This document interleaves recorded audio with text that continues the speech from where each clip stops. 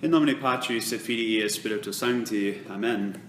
This evening I'd like to discuss the Latin language in the life of the Church, especially as it pertains to the formation of her priests, in particular asking, what is the will of the Church on this issue before, during, and after Vatican II, and what is the current state of Latin and priestly formation today?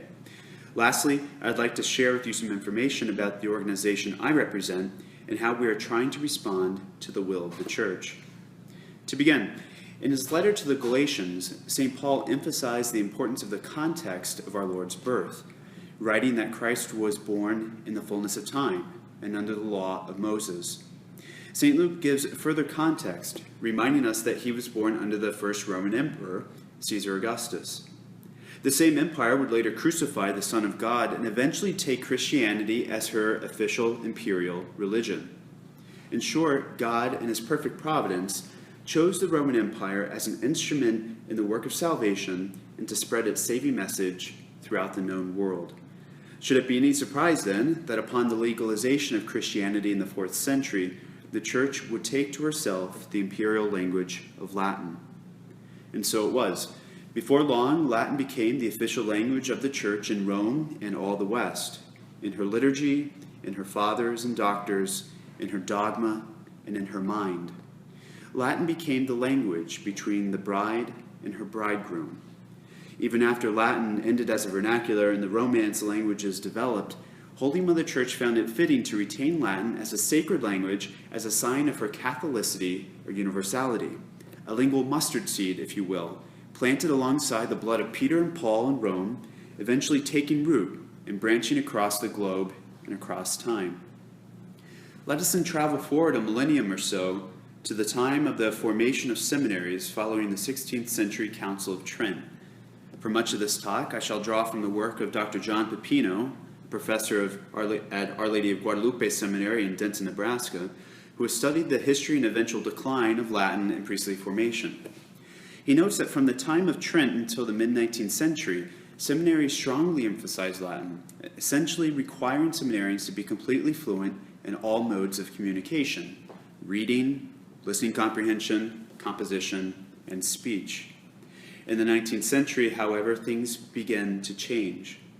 Natural sciences were developing and schools began transitioning away from Latin to those new fields of study. It is in this context that we begin to hear clearly the Church enunciate her will regarding Latin.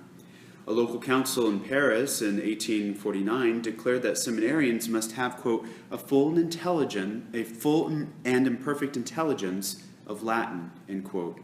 Pope Leo XIII, in his 1899 encyclical on the education of clergy, laments the decline of Latin, calling it, along with Greek, quote, the depositaries of those masterpieces of sacred science which the Church, with good reason, counts among her most precious treasures, end quote.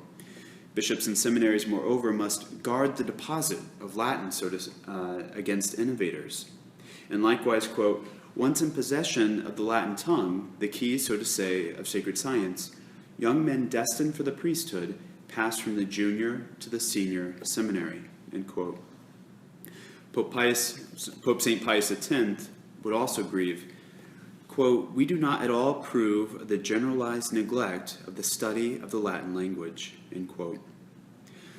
Pius XI asked the German bishops to step in, quote, let the bishops especially take charge and diligently see to it that the study of the Latin language, which accompanies and assists the Catholic religion in all the West, should regain its strength in the hope of its ancient glory.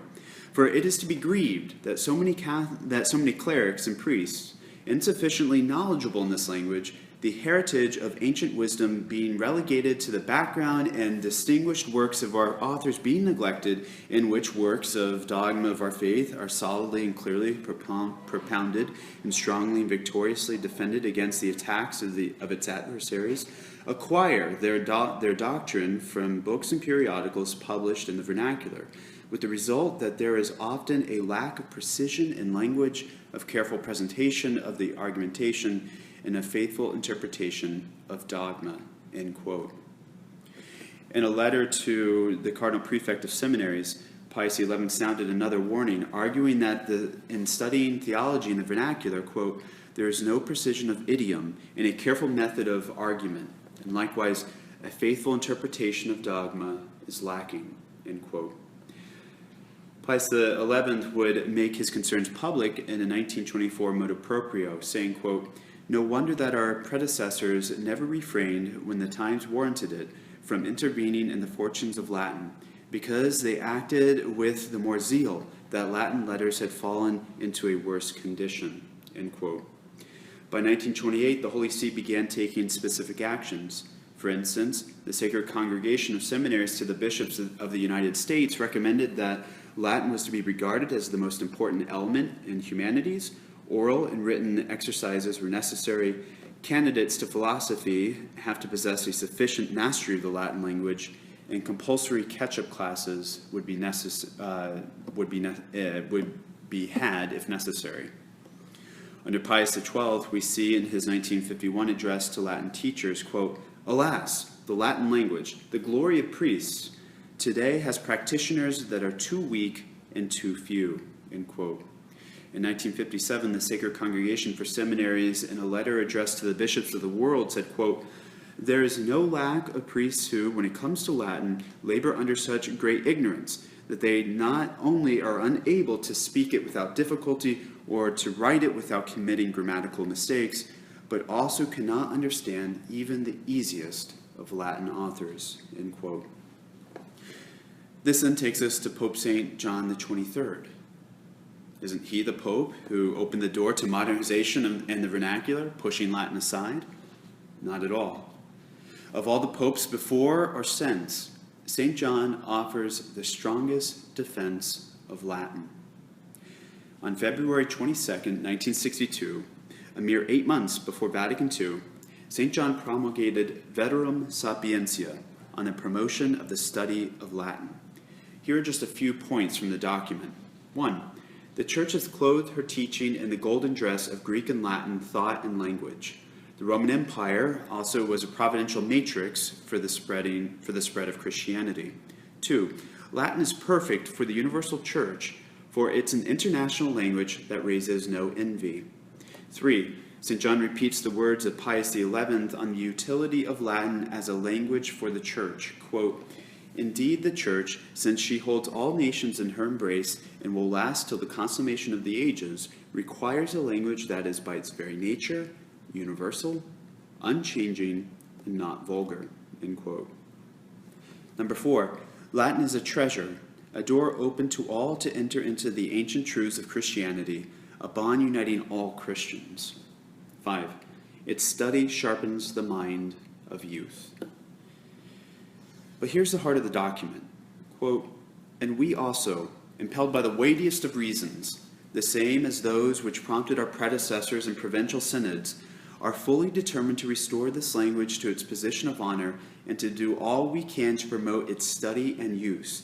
The employment of Latin has recently been contested in many quarters, and many are asking what the mind of the Apostolic See is in this matter. We have therefore decided to issue the timely directives contained in this document so as to ensure that the ancient and uninterrupted use of Latin be maintained and, where necessary, restored," end quote. He continues, quote, "And now, in the full consciousness of our office and in virtue of our authority, decree and command the following," end quote. So he's no longer talking about the nice things about Latin. He's actually using his papal authority. What does he have to say? 1.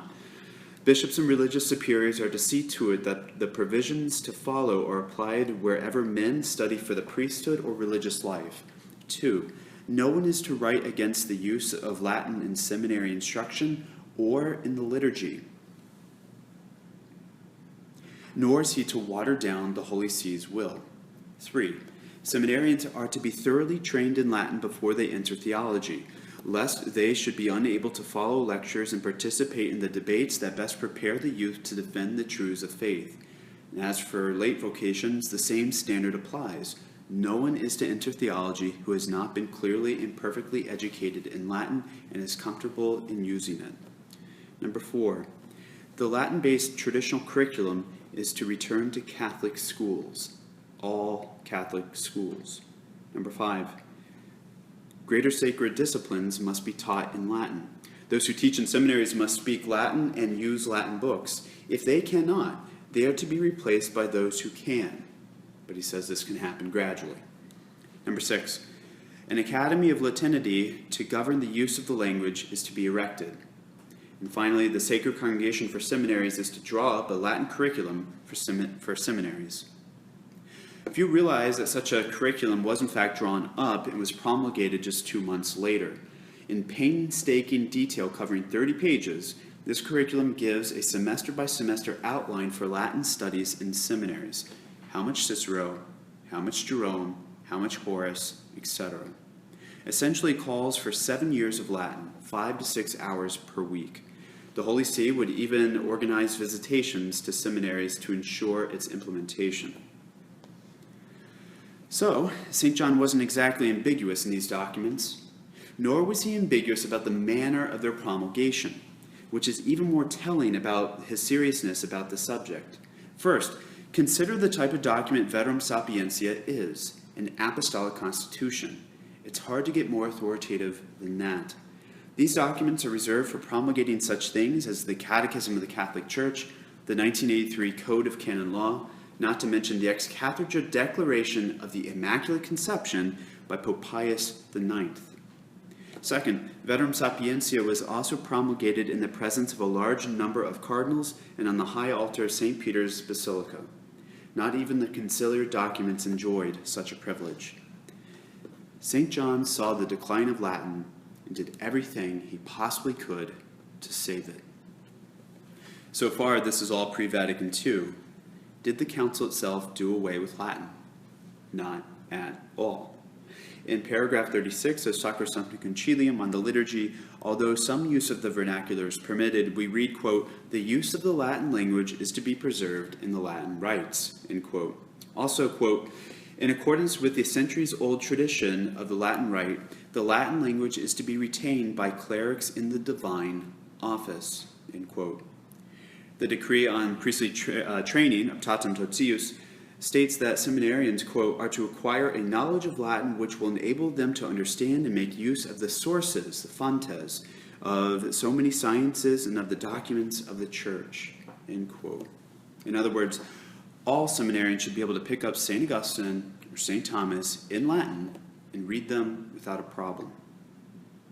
Also during the Council, Pope Paul VI, following the mandate of Veterum Sapientia, did in fact establish the Pontifical Institute of Higher Latin Studies at the Salesian University in Rome, and while doing so, reiterating the need for seminarians to be formed in Latin. Following the Council, Pope Paul VI continued defending Latin. In 1968, he said to a group of Latinists, quote, "We wish to repeat here and now before this distinguished assembly that Latin must continue to be fostered above all in our seminaries. Without Latin, the higher and complete intellectual, theological, and liturgical formation which the modern world demands of priests would be minimized," end quote. And that's even after a great deal of Latin had been jettisoned. Pope St. John Paul II promulgated the 1983 Code of Canon Law, which states in Canon 249 that seminarians, quote, lingua latina bene caliant. In other words, in English, seminarians should be able to understand Latin well. But it's even stronger than that. Caliant comes from calere, meaning to understand, but also skilled or even calloused. In other words, the current universal law of the Church says that seminarians must be well calloused in their knowledge of Latin, having used it so much.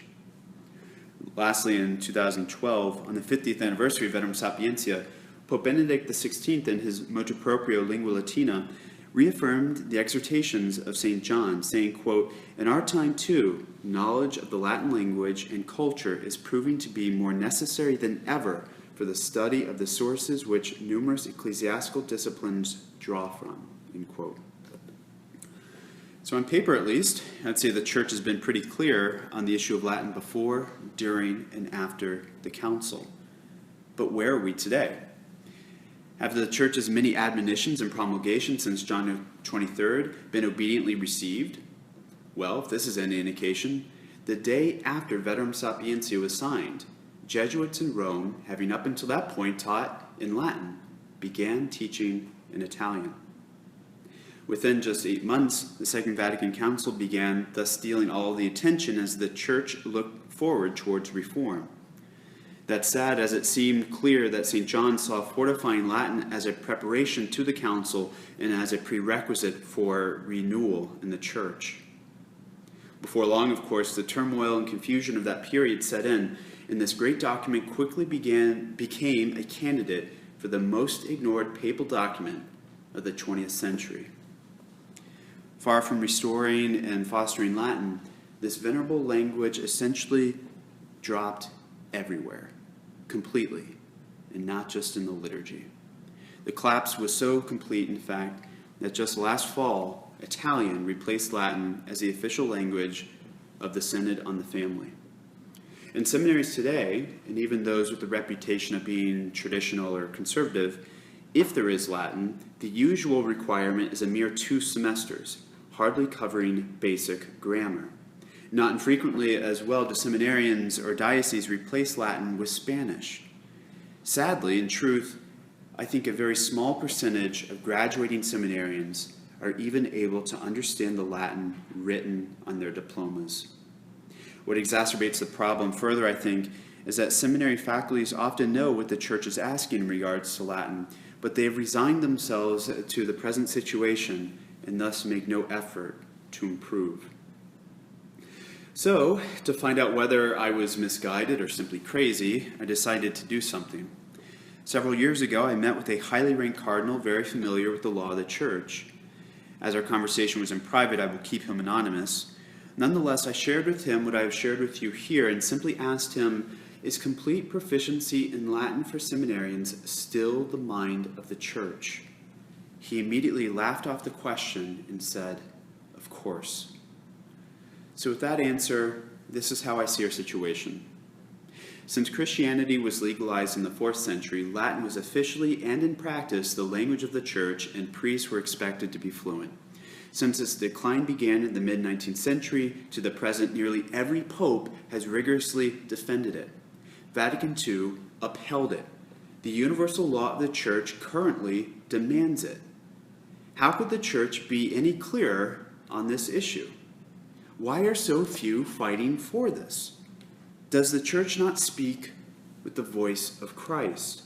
And if she does, are we free to ignore her commands? The answer is clear. Despite this current situation, or any situation for that matter, we must always be faithful to the will of the church. We must fight to save Latin or do whatever we can to help. And so in 2013, we organized the first Veterum Sapientia conference at Belmont Abbey College. We will soon have our third in Washington, D.C. in August. It's a week-long event for priests, seminarians, and religious, and it's conducted entirely in Latin. Through lectures, small groups, games, plays in the Jesuit drama tradition, and some wine, participants learn to engage fully the language as the popes intended. Within mere days, many participants are able to follow lectures and can even hold basic conversation.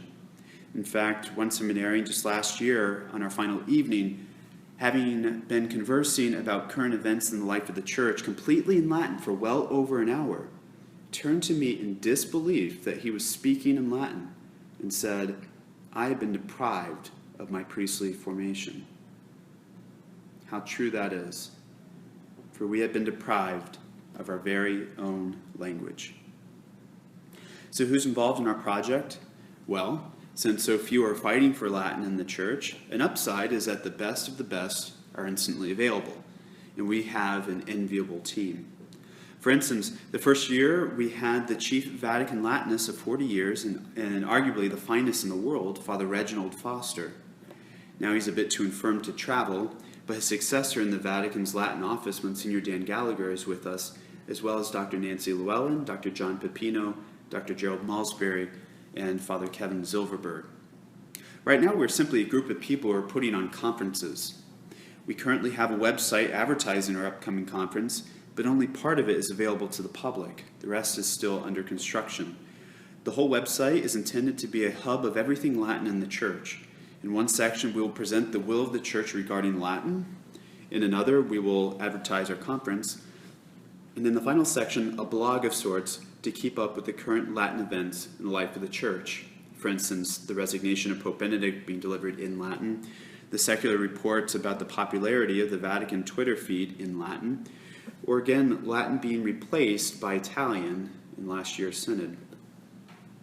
Seeing the complete collapse of Latin in ecclesial life, yet knowing we have the will of the Church supporting us, the idea of working at the service of St. John's Veterum Sapientia is a very exciting prospect indeed.